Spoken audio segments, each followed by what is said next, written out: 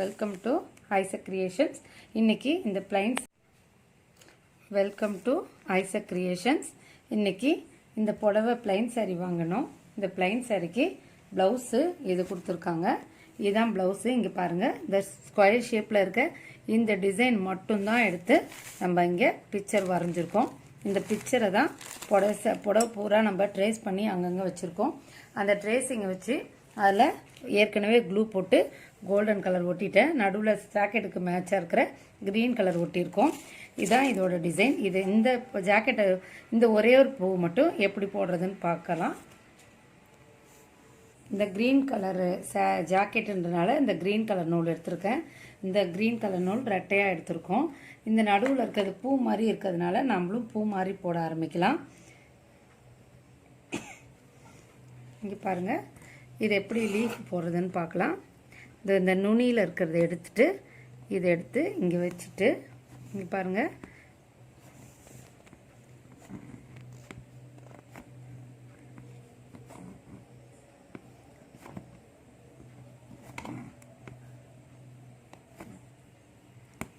Long and short போட்டுக்கலாம்.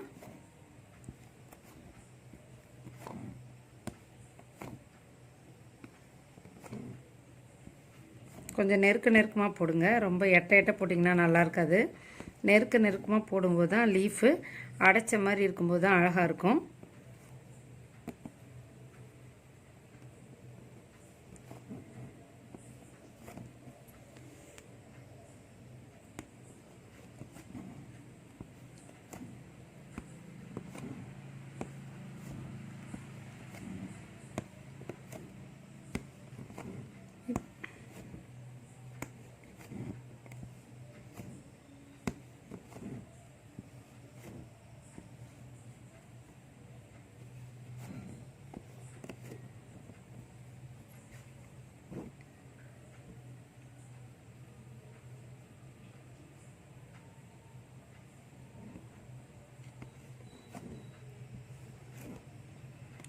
இதோட இதை நம்ம முடிச்சு போட்டுடலாம்.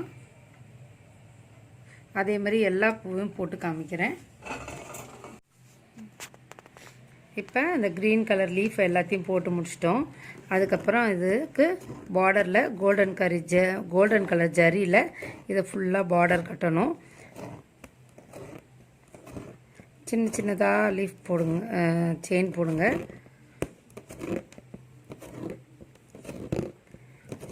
அப்படியே சுற்றி போடுங்க. நம்ம டாட் அடிக்கவோ க்ளோஸ் பண்ணவோ நாட் போடவே வேண்டாம். அப்படியே இதையே சுற்றி போட்டிங்கன்னா கரெக்டான பூ வந்துடும்.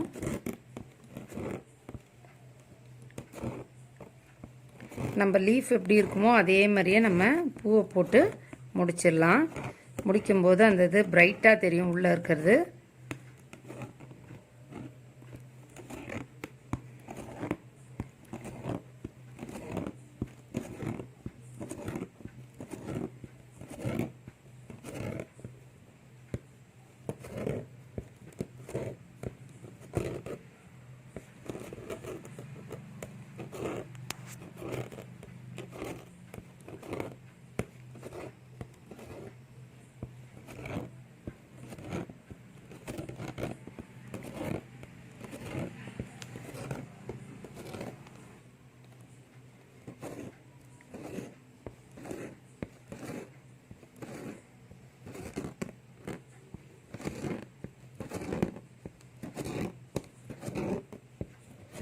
பாருங்கள், இப்படி ஃபுல்லாத்தையும் போட்டு முடித்து லாக் பண்ணிடணும்.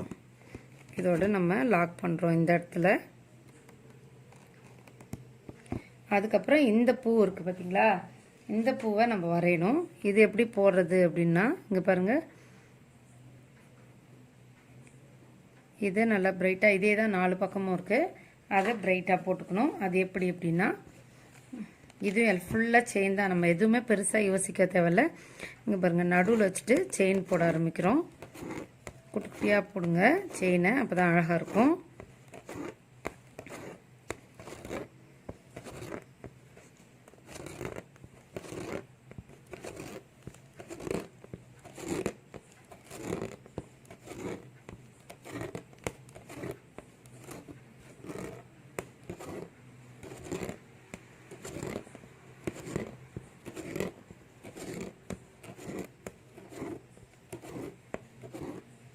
இப்படி சுற்றி போடும்போது கரெக்டாக நமக்கு வந்து முடிச்சிரும்.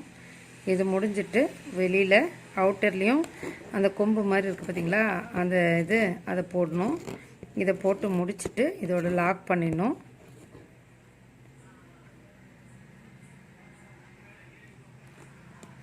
அதுக்கப்புறம் இங்கேருந்து இப்படி ஆரம்பித்து இங்கே பாருங்கள்,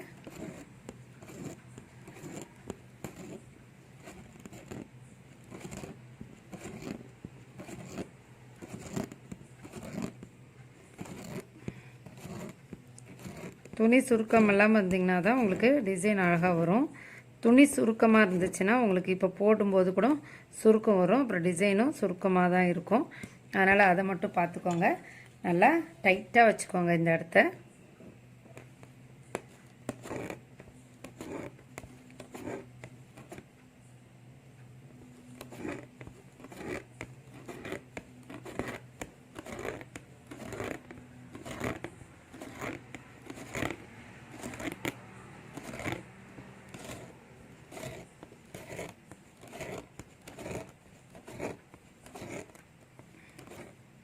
இதோட இதை லாக் பண்ணிடுங்க. இந்த மிச்சம் 3 பூவையும் போட்டுட்டு காமிக்கிறேன்.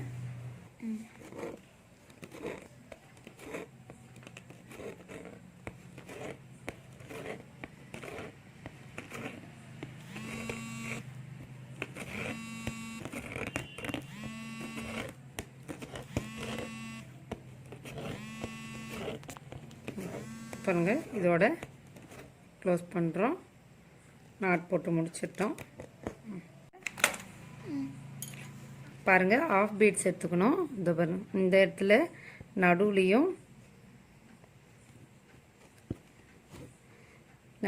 ஒன்று ஒன்றா எடுத்து கோக்கணும்.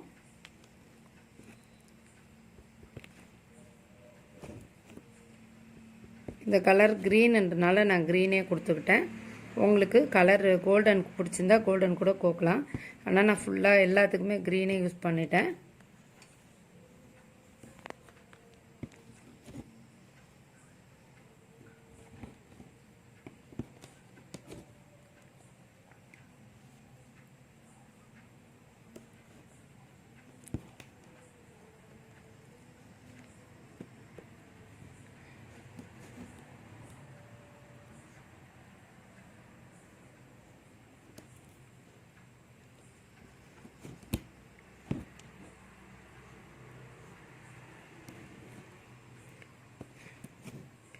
இவ்வளோதான். இதோட இதை முடிச்சு போடலாம்.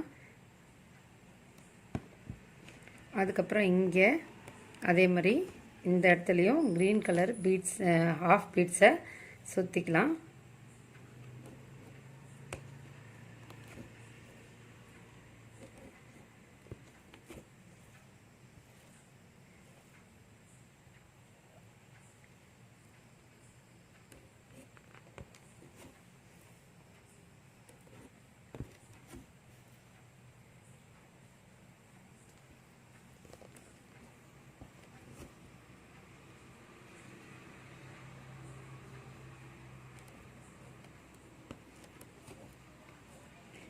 பீட்ஸு கோக்கும்போது மட்டும் சாதாரண மிஷின் உள்ளால் கோருங்க, அப்போ தான் நல்லாயிருக்கும். இப்போ பீட்ஸுனா கூட நம்ம ஒரு 2 கோக்கலாம். இந்த ஆஃப் பீட்ஸை ஒன்றா தான் கோக்கணும், 2 கோக்கக்கூடாது.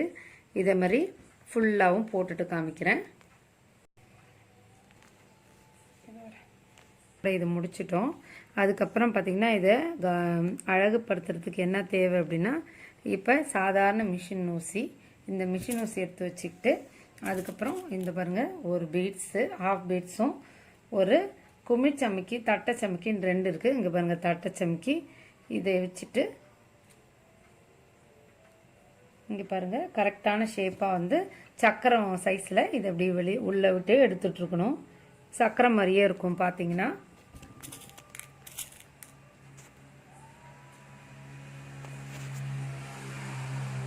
வேறு ஒன்றுமே இல்லை, ஊசியில் பீட்ஸு கோக்குறோம். பீட்ஸு கோத்துட்டு நம்ம அப்படியே விட்டு எடுத்தோன்னா சரியாயிடும். இந்த பாருங்கள், ஒரு ஆஃப் பீட்ஸு, ஒரு தட்டை சமைக்கி, குமிழ் சமைக்கின்னு இருக்குது, அது இல்லை. இந்த பாருங்கள், தட்டை சமைக்கி, இது 2 கோத்துட்டு இது எப்படி விடுறோம்.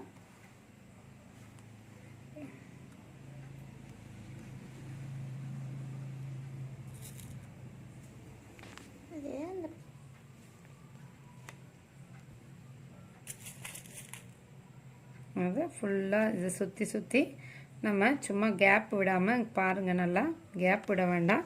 பக்கம் பக்கமாக அப்படியே குத்தி குத்தி அந்த கரெக்டான ஷேப்பில் குத்திட்டே இருந்தோன்னா சரியாக வந்துடும்.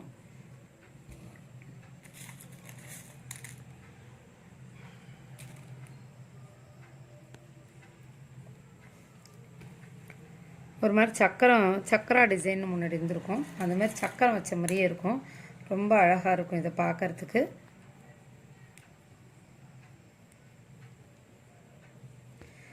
சும்மா பக்கமாக குத்திக்கிட்டே இருந்தால் சரியாக இருக்கும்.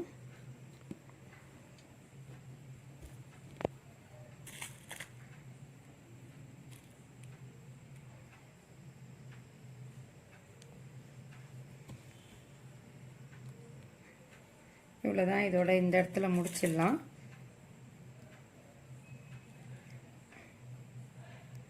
பாருங்கள், சுற்றி சுற்றி சுற்றி போடும்போது இப்போ பாருங்கள் அழகான சக்கரை மாதிரியே இருக்கும். இது எல்லாத்தையும் போடும்போது எல்லாம் ரவுண்டாக வைக்கும்போது நடுவுலையும் சும்மா ஷைனிங்காக இந்த 4 இது இந்த இடத்துலையும் போட்டு வைக்கும்போது தான் அந்த டிசைன் அழகாக இருக்கும். இங்கே பாருங்கள், 4 ஆஃப் பீட்ஸ் இந்த பூ மாதிரி இருக்கிற இடத்துல போடலாம்.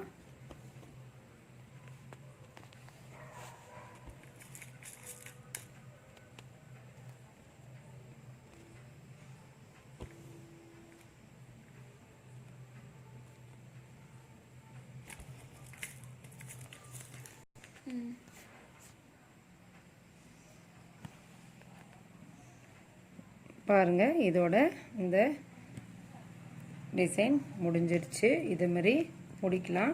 இதை ஃபுல்லாக இப்போ பாருங்கள் எப்படி இருக்குன்னு சொல்லிட்டு. இதை முடிச்சு போடும்போது எப்படி முடிச்சு போடுறது அப்படின்னா, அங்கே பாருங்கள் ஃப்ரேமை ஒன்று எடுத்துகிட்டு போடலாம்.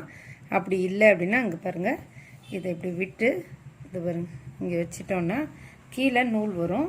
கீழே நூலில் முடிச்சு போட்டால் ஈஸியாகிடும்.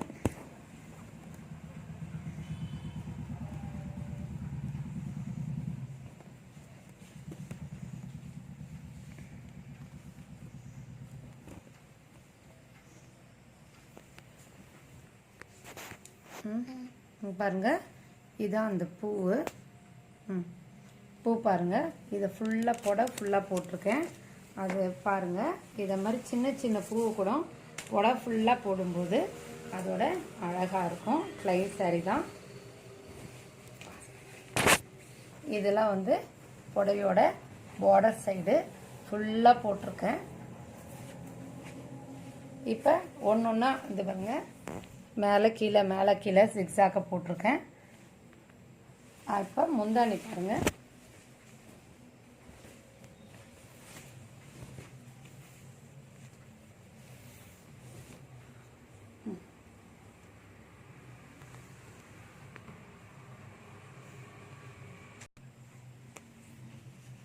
இங்கே பாருங்கள் புடவை ஃபுல்லாக இதை போட்டிருக்கேன்.